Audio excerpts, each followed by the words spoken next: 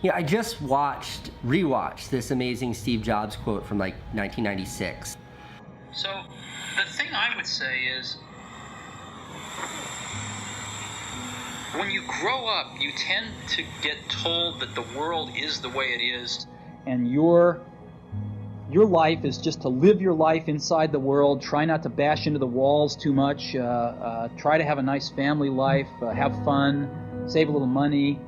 But life, that's a very limited life. Life can be much broader once you discover one simple fact, and that is everything around you that you call life was made up by people that were no smarter than you.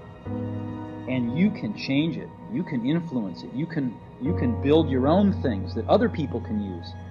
And the minute that you understand that you can poke life and actually something will, if you push in, something will pop out the other side, that you can change it, you can mold it.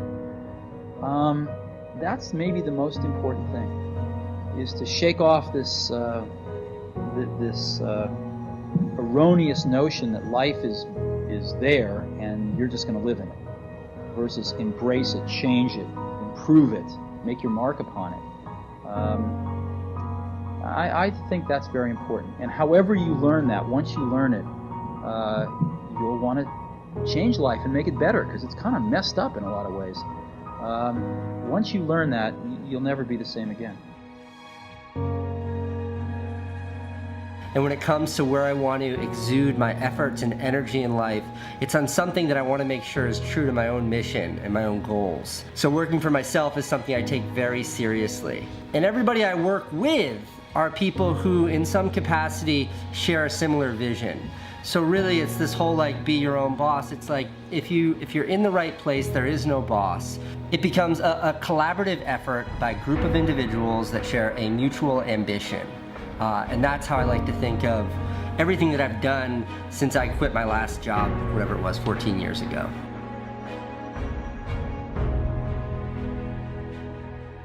You can do what everyone else does and you can fit in.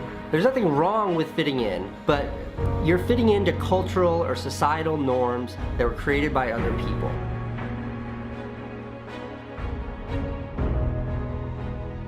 You should never compare yourself to other people in life. But I do remember that feeling of standing at the bottom of a huge mountain, staring up and it feeling seemingly impossible to get to where I wanted to go. And in the last 15 years, I've learned it's not, but it takes a lot of work and a long time.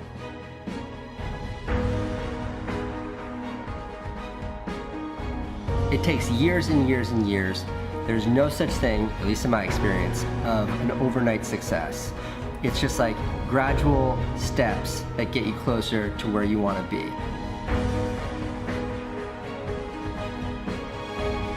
I only have one piece of advice to offer on this round, on this 3 million. And that one piece of advice was given to me by a guy named Roman Atwood. And it's the best piece of YouTube advice I've ever been given. And it was 3 words. Just keep uploading.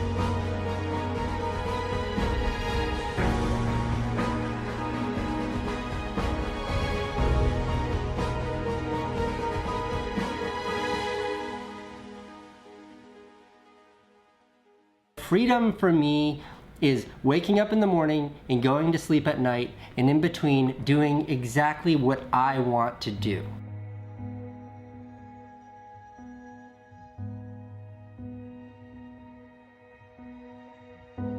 The secret to happiness is finding something you love and then doing that for the rest of your life.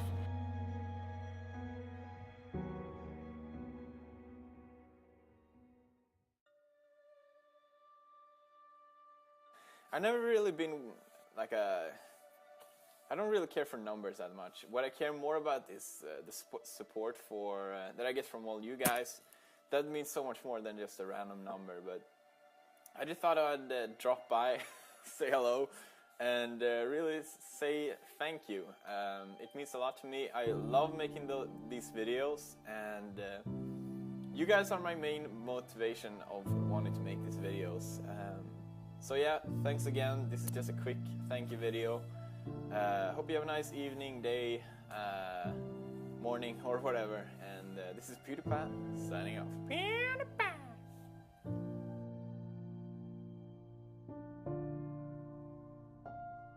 When I started doing YouTube, I was in college, I was on a student loan, I couldn't even afford a proper computer that I could record gameplay on.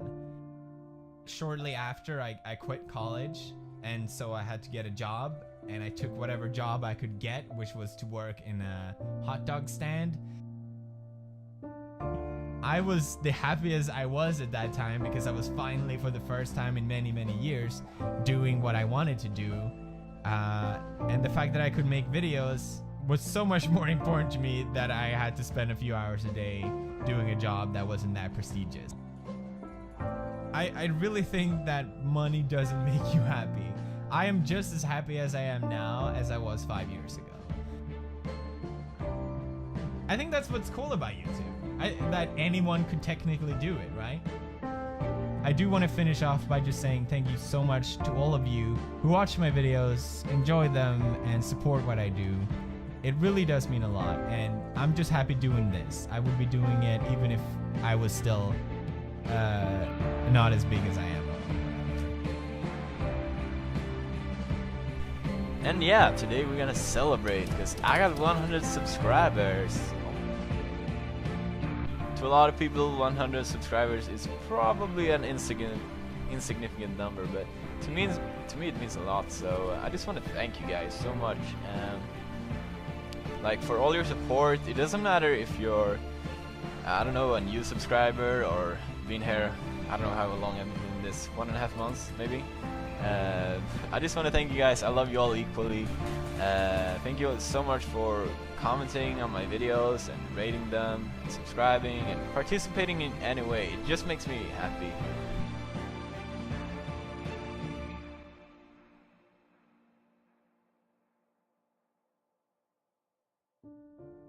And I don't do this because I want to be famous. That's the main thing I wanted to say.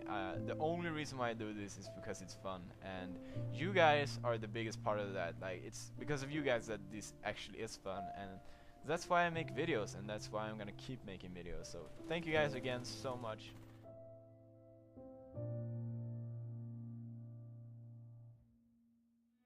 9 p.m. 9 o'clock at night. Tomorrow morning I also have to get up at 5:30 in the morning. But I didn't shoot a vlog today, I didn't shoot a video, which is fine, taking days off is fine, but I shot this morning, which meant I started something. So if I didn't do a vlog today, it would have meant starting something and not finishing something. And in my book, that's not okay. Who starts something and doesn't finish something, that is a loser. Someone who starts something and always finishes it, that is a closer. One of my favorite movies is called Glengarry Glen Ross. Here's a quick scene. A, B, C. A always B, B, C closing. Always be closing. Always be closing. Yeah, I tattooed that on my arm.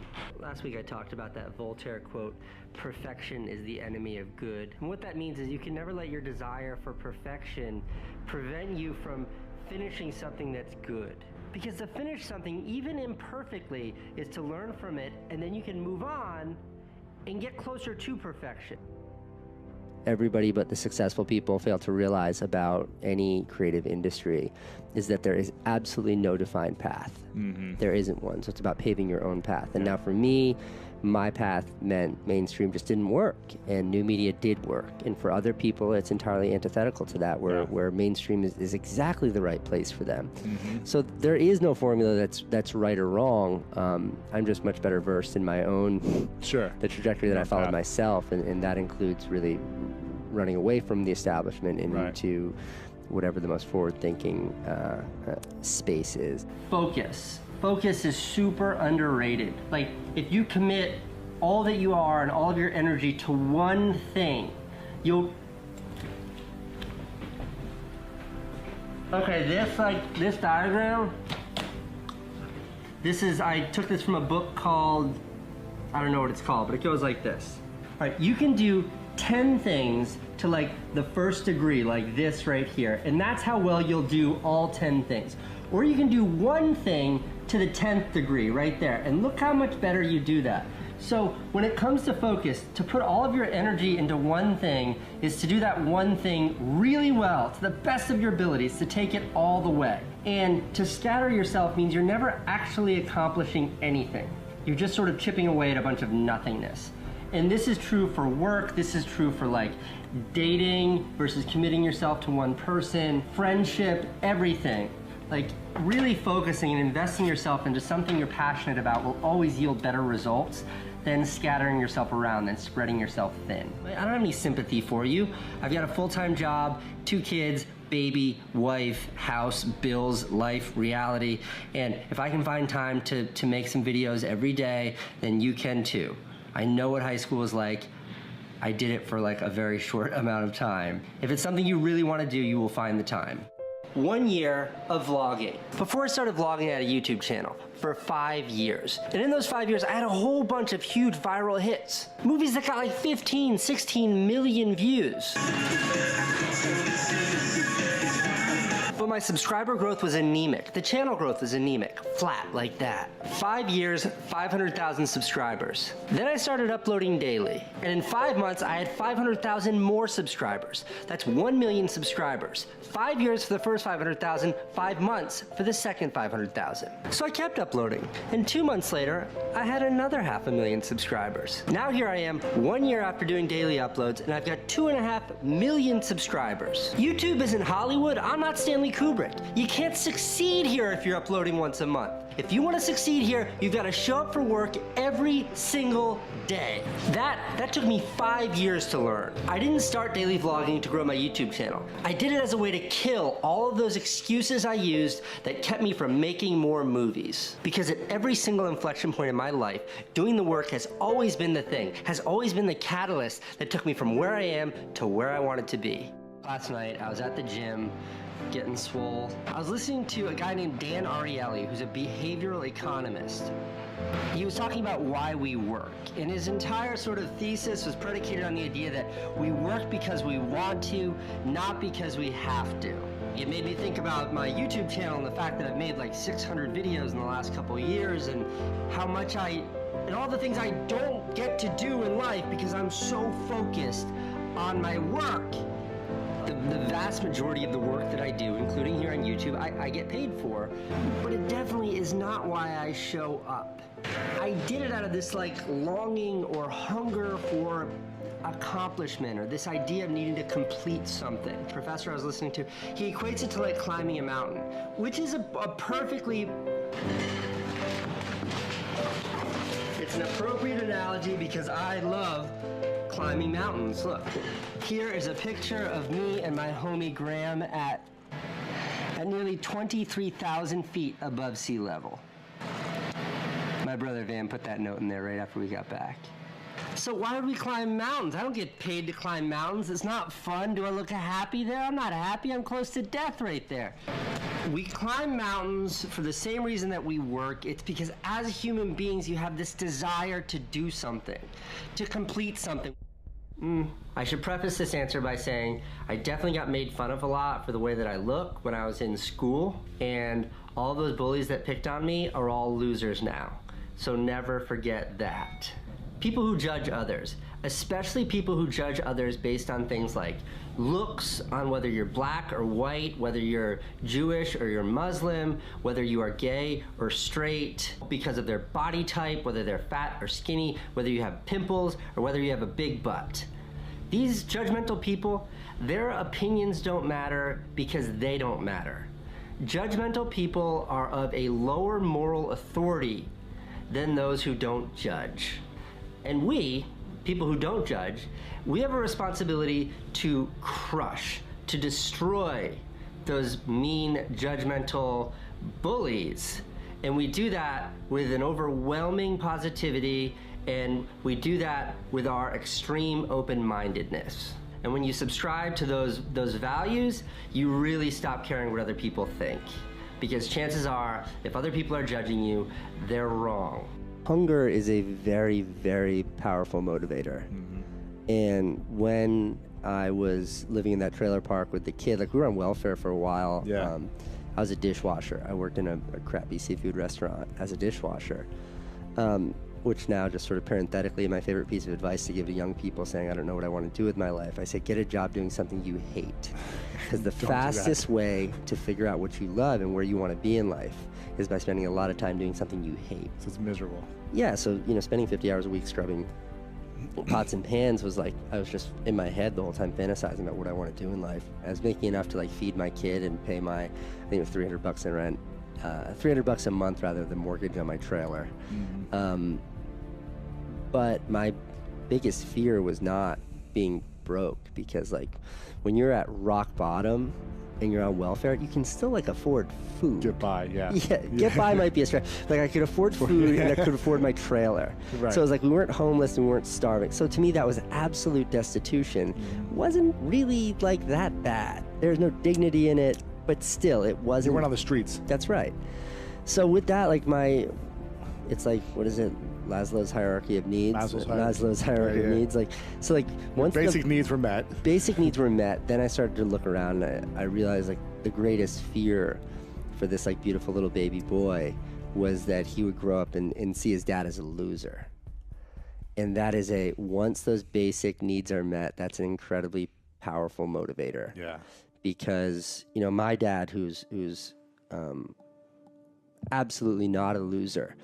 But I watched my dad to provide for his family of 6. I watched him work 60 hours a week, hating every minute of it. And he came home from work just hating his job. And But feeling trapped, probably. I'm sure, yeah, he had a family to take care of. He struggled. Now he does what he loves. He has a coffee shop now, and he's never been happier. That's cool. But I watched that, and like I just saw myself going down that trajectory, and it wasn't just a job that I hated. It was a job that I hated that didn't provide. It was a job that I hated that did nothing but cover those basic needs. And that was the motivator. That was the motivator. The catalyst for me giving up and moving to New York and going for it was, I still look back and I don't know what that was. Like right. There are only like 2 times in my life where I genuinely have no idea what I was thinking. And I moved to New York City in June of 2001 with $800 and a place to stay for 3 months. I never went to film school. I never sort of apprenticed under a filmmaker. I was never taught. I never had a mentor. I never had anybody that I followed. And the interesting thing that happens when you don't know the way is that you have to find the way. And I always get to the destination, which are these finished movies, but the path with which I employ is radically different from what's the norm. And again, that's not I don't take credit for that as some genius stylistic move. It's just I don't know. Like, I still don't know how to do proper titling. Like, my assistant editor did those titles, which is why most of the movies on my YouTube channel, all the titles are just handwritten on paper, and then the piece of paper is filmed. Because I don't know how to do it right. I don't know how to do After Effects. So all my animation is like stop frame. And now, sort of in success, I have the opportunities to use all of the tools that were always so elusive to me. So now it's a much more conscious decision to maintain this sort of handmade aesthetic.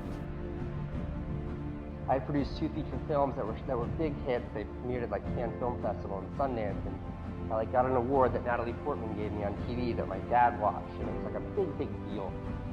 And I remember having this moment where I realized that like I was so deep into this thing that it didn't feel right to me. And it's different trying to find opportunities when you are in a place of success, when you're in a place of comfort. Like I was no longer starving, I wasn't hungry anymore, I had some recognition. But something didn't feel right, and that was when I took this big pivot, and that pivot was to like, you know what, it's not the politics, it's not the Natalie Portman giving me the award, it's not the schmoozing that I love. I love telling stories. Telling stories is my passion. And that was when I decided to sort of walk away from TV and walk away from movies. And I just wanted to make YouTube videos. And I remember like my big Hollywood agent, when I sort of told that to him, he was like, oh God, Casey, no. This is 4 years ago, 5 years ago now, YouTube was nothing. It was something that was silly. It was like a really great place to go and watch cats play the piano.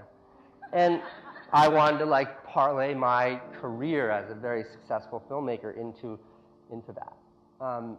And I can't tell you the opportunities that were birthed from that.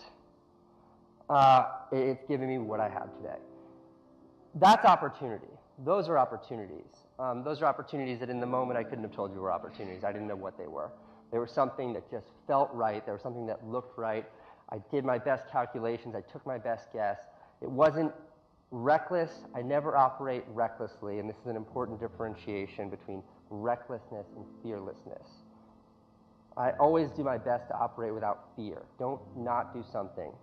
Don't skip something because I'm afraid to do it, but make sure it's a smart decision. And then part two of that is obligation. I feel obliged to embrace opportunities like that. I felt obliged to quit my job. I felt obliged to walk away from HBO. And the obligation was because there was something in me, there was a truth that I wanted. And the obligation was to embrace that. Apple came out with the iPod, and in 2003, my iPod battery died. And I called up, and I was like dead broke at the time, it was a present. I called up Apple to fix it, and they were like, just buy a new one. And it really pissed me off. So I called them back, but I recorded the phone call. And this is at the time, I know, this is at the time when Apple had those like awesome, like those silhouette with the colors, posters all over New York City. I mean, the whole city was covered in them. So I recorded the phone call, and then my brother Van and I went around with this stencil, and we spray painted iPod's unreplaceable battery lasts only 18 months on every one of these in New York City. And we didn't think it was, I mean, sure we were wise asses, but we just thought we'd educate the masses. Like if Apple wasn't gonna do it, we thought we would. And the irony here is that this video is like huge. This is before YouTube. This is when viral meant like chlamydia in a frat house. Like this thing was huge. Like this was emailed all over the place, millions of views, Steve Jobs sending me hate mail. And then like a week later, Apple changed the policy and they were like, yeah, we were gonna do it anyways. Which is great. But again, this video brought a lot of eyeballs to my brother and me, and people got to see all these other little stupid videos that we'd been making for years, and I tried to like find some press for you guys, but this is 7 years ago, so I couldn't really find. But this was some of that. And anyhow, it brought a lot of attention to us, and if anything, it drove home the point that like you don't need any of that understood infrastructure. This was just like us being pissed off, and that was enough motivation, so we went and made this movie, and now we got all this attention. And we drove that home I stuck with that for a really long time, and now, you know, I make sort of serious movies. I just shot a documentary, a feature-length doc in Afghanistan, which is gonna be kind of serious. But I never let go of that, and I still make sort of like wise-ass off movies. And this summer, this is a good one, I just want to tell this story, but this summer I was riding my bike through New York City, and I was pulled over in the pouring rain by a police officer for riding my bike outside of the bike lane. I said, come on, man, that's like, give me a break. So I filmed the cop on my iPhone, naturally, and then I made a movie of me going around trying to show the officer why you can't always ride in the bike lanes, and I crashed into everything I found. So the video is just me arguing with a cop for like 30 seconds, then me crashing my bike for another 2 minutes.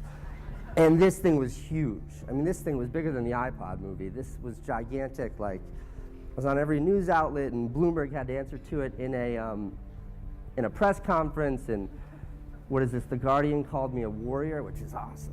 And it was huge. And this, again, is another good exemplification of the idea that it's just embrace the resources that you have available to you. And this is what I try to talk to young kids about, and this is what I try to reinforce, is that like let go of all the pretensions that is filmmaking and embrace what you have available to you. I want to talk about risk. As a guiding principle, life shrinks and life expands in direct proportion to your willingness to assume risk.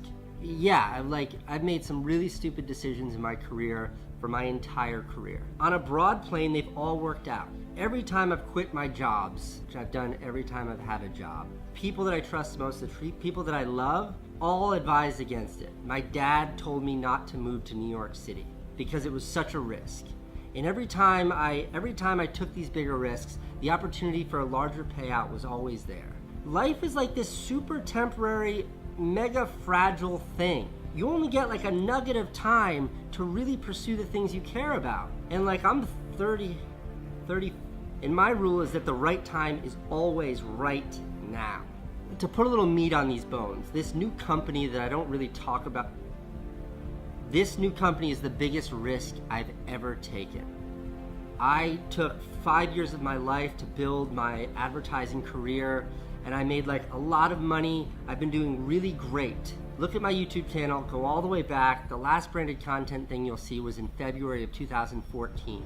I ditched it all to pursue something I knew nothing about.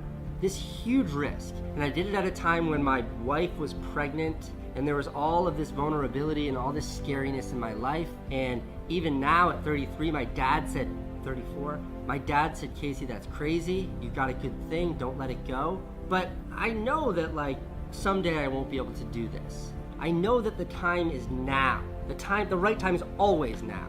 So I had to do it. That's how I feel about risk in general. And that's what the struggle has always been for me, is like identifying risk, identifying fear, and then just smashing through it. Because a fear is looking back and wishing that I had done these things. The most dangerous thing you can do in your career, the most dangerous thing you can do in life is play it safe.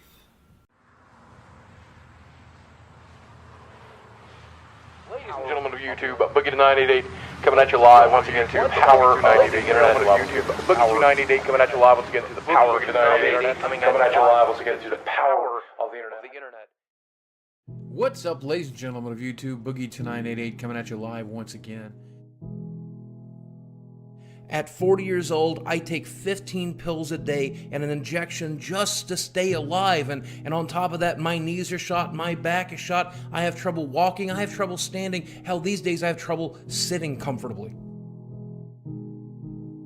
The excuse you use is that it's a choice, but let's be honest, would anyone choose this? I mean, look at this, look at this. Do you think I would choose this? Or do you think I'm doing everything I humanly can to fight it? The misperception that fat people are stupid or lazy or weak-willed is one of the dumbest things I have ever heard, because it takes a lot of will and effort to live a day like this, much less try to fight it. You get into this cycle that a lot of people I don't think realize, and I hate to quote a fat bastard from the Austin Power movies, but he says, I eat because I'm sad, and then I'm sad because I eat. But that is the cycle that you get into. Like, you eat because you're sad and you're miserable and you're unhappy, and eating feels good, it makes you happy on some level. And then the fact that you're getting fatter makes you sadder, so you eat and you get sad, you eat and you cry, you eat and cry. Eventually, most people my size will eat while crying about the fact that they're eating. You know, but you do it anyway. You repeat the cycle, you repeat it, you repeat it, repeat it. And that cycle for me, it started at a very, very early age.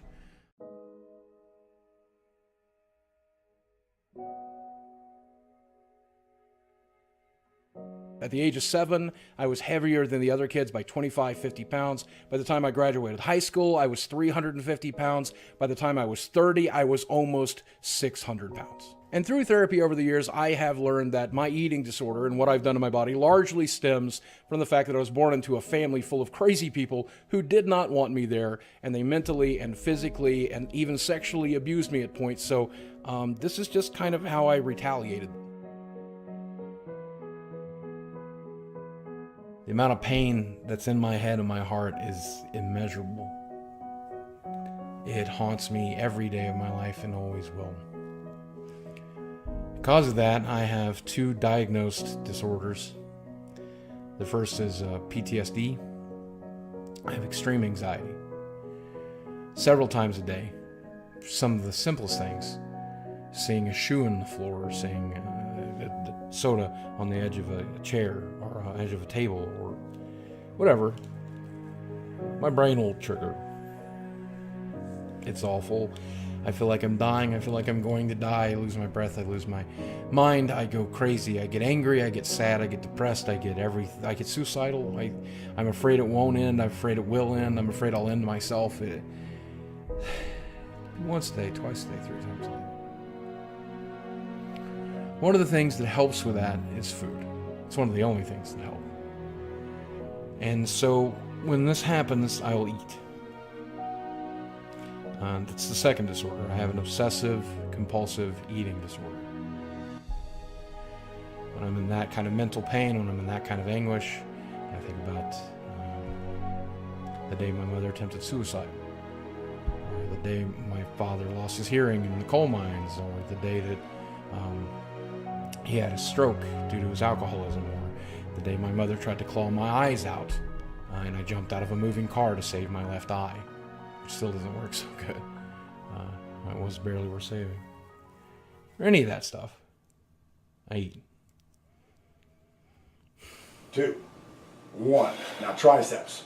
3, 2, 1. Biceps. Pull them up. 3, 2, 1. Chest and tries. Push. And the biggest abuser I endured was at the hands. The most abuse I endured was at the hands of my mother.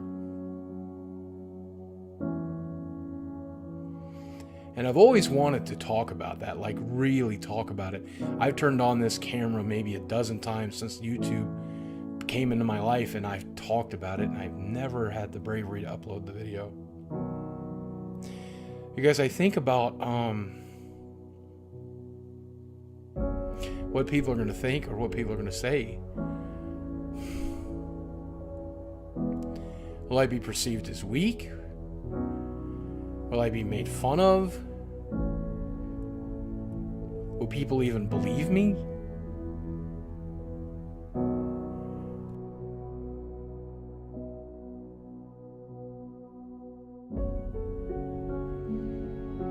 I was abused not once a month, not once a week, but physically every day, sometimes with a small gap in between of a day. I was cut, I was burnt with cigarettes, I was stabbed, I was thrown, I was picked up and thrown.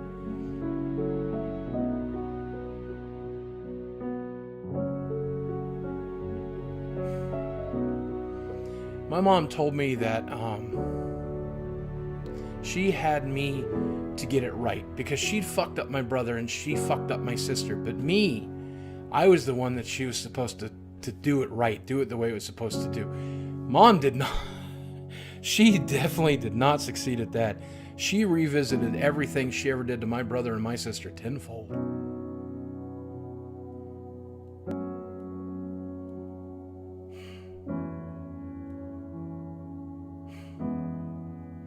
Even sitting here thinking about that stuff,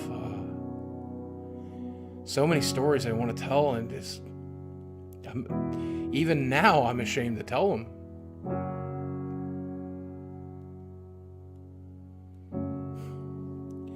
My sister got taken out of her home because of the abuse she received. She was, I think, 13 or 14.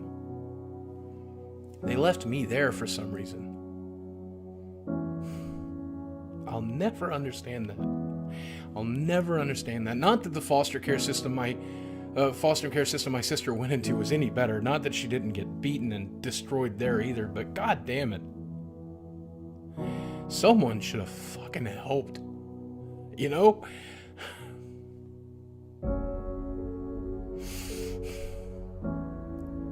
And it fucks you up for life.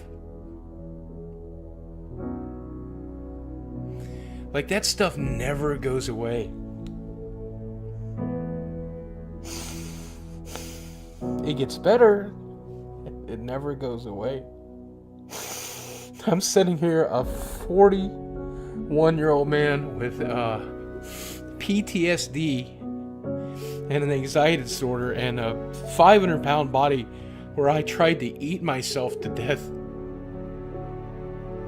to cope with it, man. And I just...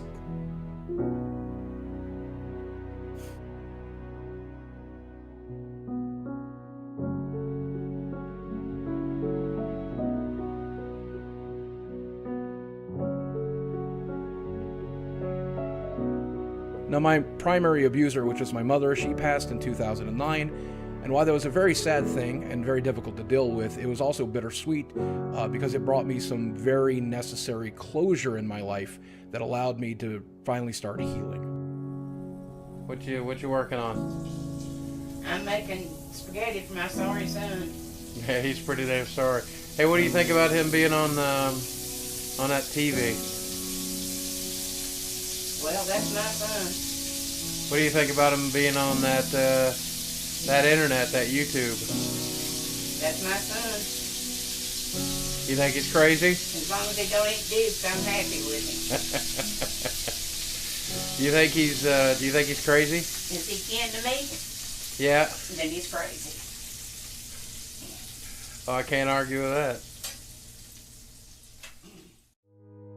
Now, I think it's important to note here that that is the reason that this has happened, but it is not an excuse. There is no excuse for what I've done. I was brought into this world with just one body, and I have effectively ruined it. And not only have I caused myself a ton of mental and physical anguish because of it, but the people who love me and count on me, they suffered too. And that includes all of the people who've watched me over the years here on YouTube. And my eating disorder has also caused me to feel shame and self-loathing and social anxiety and just misery of untold proportions. But I have to stop to admit that it did serve a very important role in my life.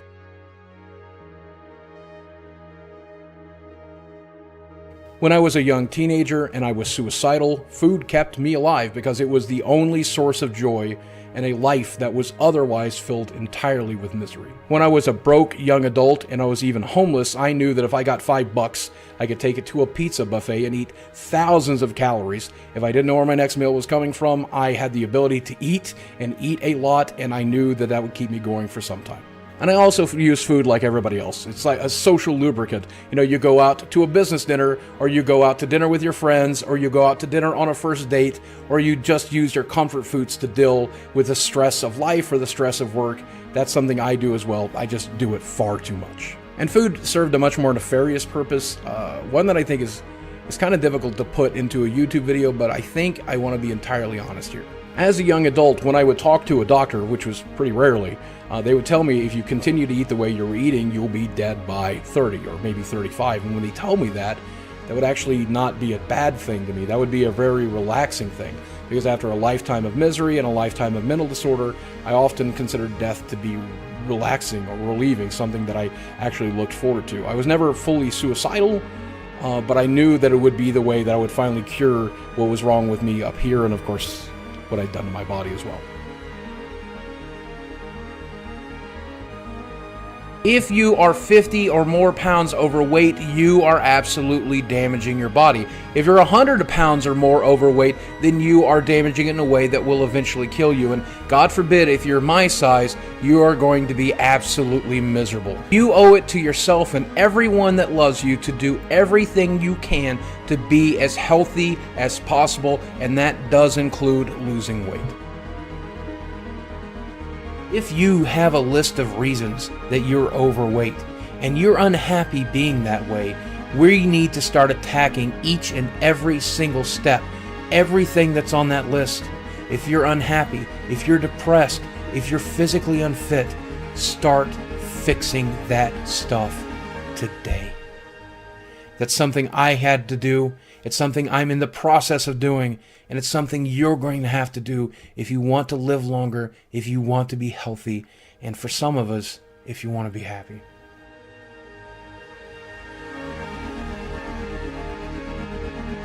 I don't know your situation. You may be in a wheelchair, you may be a burn victim, you may be extraordinarily unhealthy or extraordinarily unhappy. And I'm not here to judge you. But I am telling you that no matter what your situation, there's no reason not to fight for something good. There's no reason not to fight to help yourself and help the loved ones around you. There's no reason not to try every single day, no matter how futile the situation is, no matter how futile you think life is, no matter how meaningless you feel that the world is, you know?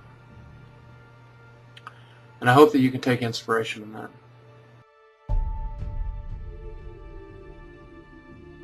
If you know me at all, you know I have a very singular message when it comes to being overweight. Don't be. Learn from my mistakes. Don't end up in the unbearable amount of pain and discomfort I'm in every day. If you're overweight, you're impacting your health, and you need to do your best to try to be as healthy as humanly possible. Please do it for me, if not yourself.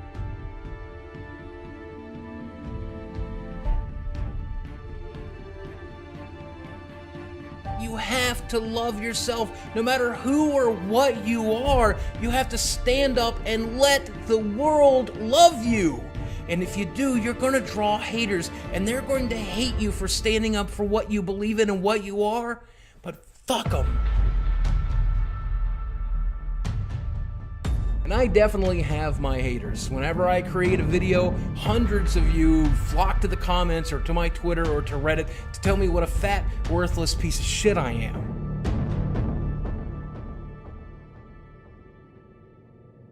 Please try to lead healthy, happy lives. Learn from my mistakes. Do better. Just do better. All right? I have undone a lot of the damage in here, and I have the medical science backing me up with surgery looming sometime in the future. And I know that this 8 pounds of weight loss is not only 8 pounds smaller than my original starting goal, but it's 8 pounds I'm never going to get back. I'm never going to weigh 528 pounds again in my life. I hope I'll never weigh 520 pounds again in my life. I hope I hit 519 this week, and I never look back.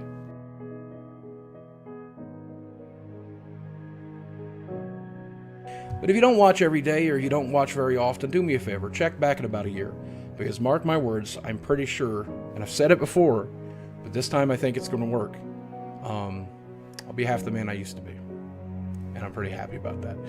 Guys, thanks for watching. I love you very much. Let's see, weight loss is starting to move a little bit. The scale is finally starting to move. We hit the 100-pound mark roughly, and I'm pretty happy about that. Having lost a full 100 pounds, I got a lot more weight to go.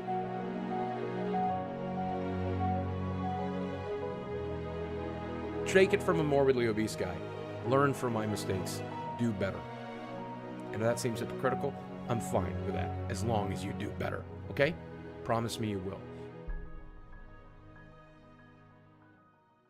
I'm currently at about 150 pounds down since my pre-op diet, and a little over 100 pounds since the surgery date, which was almost exactly 6 months ago today. 6 months ago this week.